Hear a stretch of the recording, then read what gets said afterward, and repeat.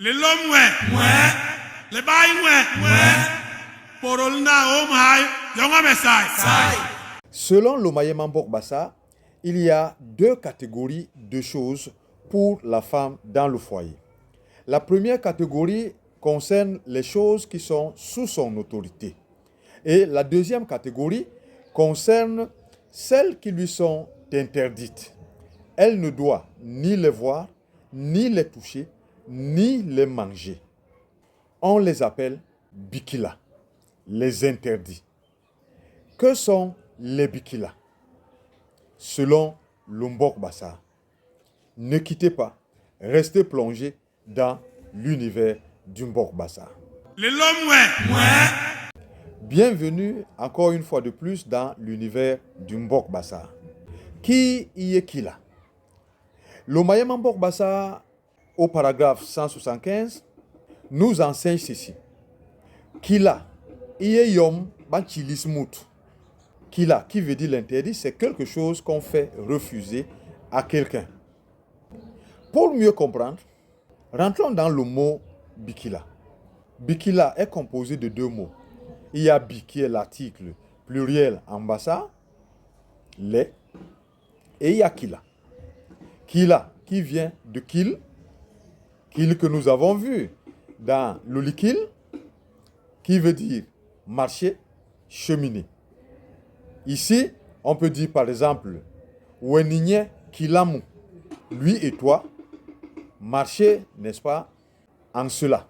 Ce qui veut dire que dans le mot kila, que nous retrouvons aussi dans dinkila manjangi, dinkila masak, ça veut dire que quand je le fais pour toi, toi aussi, n'est-ce pas, tu vas le faire pour moi. Ce qui veut dire que le mot kila englobe, n'est-ce pas, une notion de communauté, d'ensemble.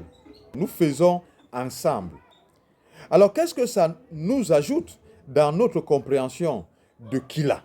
Selon le Mbok-Bassa, le kila, l'interdit, c'est quelque chose qu'on fait refuser à quelqu'un ou à plusieurs personnes pour que non seulement la personne ne doit pas avoir des problèmes pour une bonne cause, mais aussi pour que l'ensemble de la communauté n'ait pas de problème.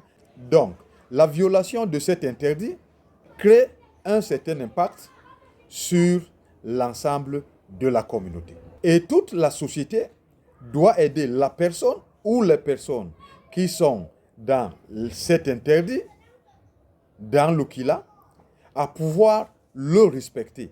Et c'est aussi la raison pour laquelle aider quelqu'un à violer un interdit, un kila, était synonyme de sanction. Le l'homme ouais.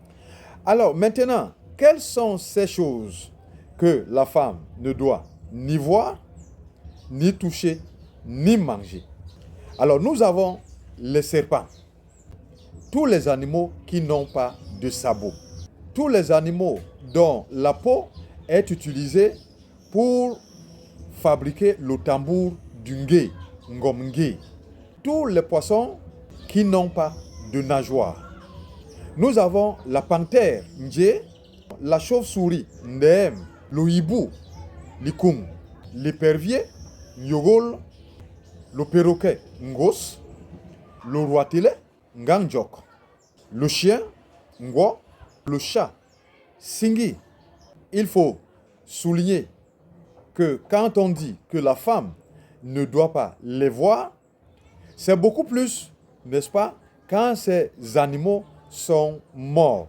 Parce que vous allez me dire, mais le chat, le chien, ce sont quand même des animaux qui vivent avec les hommes, dont les femmes les voyaient tous les jours. Effectivement, je suis d'accord avec vous. Mais ces animaux morts, les femmes ne devaient pas ni les toucher, ni les voir, ni, n'est-ce pas, les manger. Les animaux qui sont même en brousse, même du vivant comme les serpents, les femmes devaient éviter même de les voir dans la mesure du possible. Même quand ton mari les avait tués ou qu'on les avait amenés à la maison, les femmes étaient interdites de pouvoir les préparer. Et nous en reparlerons quand nous verrons Binuga Mbok. Le l'homme ouais. Je sais déjà que la question est au bout de vos lèvres. Mais pourquoi est-ce que ces choses étaient interdites? Est-ce que c'est parce que les hommes étaient gourmands? Alors, quelle était la raison? Lombok Bassa nous enseigne, à travers l'Omayema Mbok Bassa, que c'était pour deux raisons.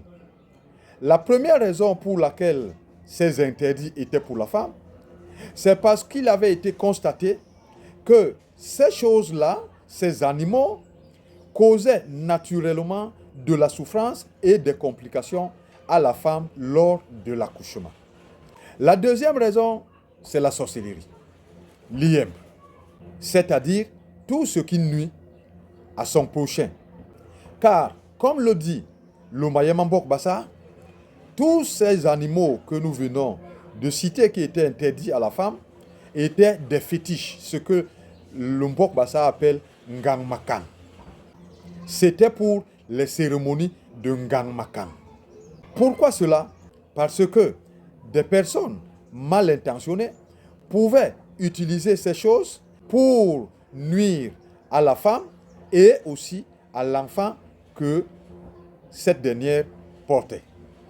Parce que nous le savons très bien, Kimbok Igwembok, Ya Iboun Kigi. C'est la femme qui porte la vie. C'est la femme qui donne la vie. Pour protéger la vie, il fallait protéger la femme.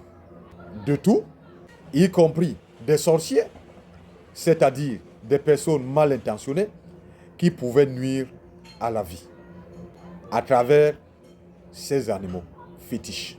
Et c'est la raison pour laquelle l'Mbok Bassa nous enseigne à travers l'Omayema Mbok Bassa au paragraphe 175 et 176 qu'il est strictement interdit à la femme de faire les fétiches, libon, makan. C'est interdit à la femme. Pourquoi? Parce que, en le faisant, cette dernière va permettre aux fétiches non seulement de nuire à elle-même, mais de nuire aussi à l'enfant, c'est-à-dire de porter atteinte à la vie. Le l'homme ouais.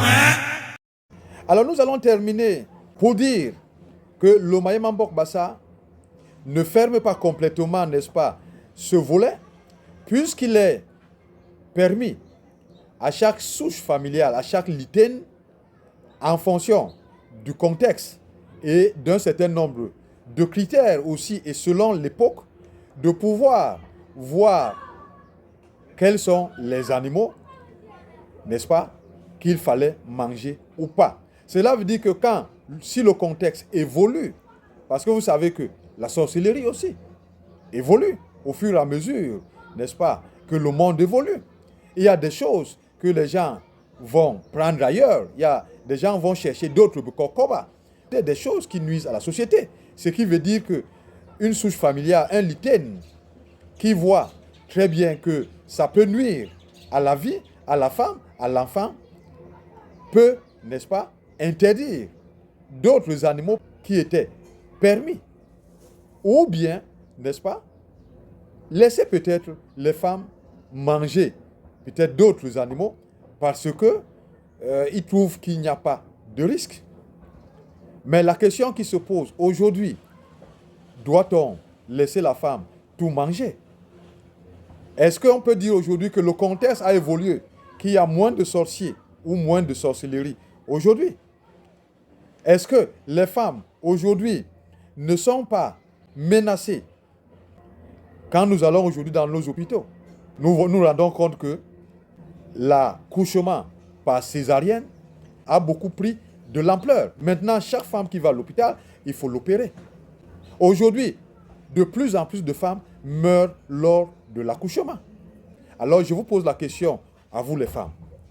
Voulez-vous qu'on vous laisse tout manger pour nuire à la vie que vous portez? N'oubliez pas, Kimbok Igwembok, Ya Ibo Nkeri. Et le lombi, Akonde, Sayab, Bibo Basona.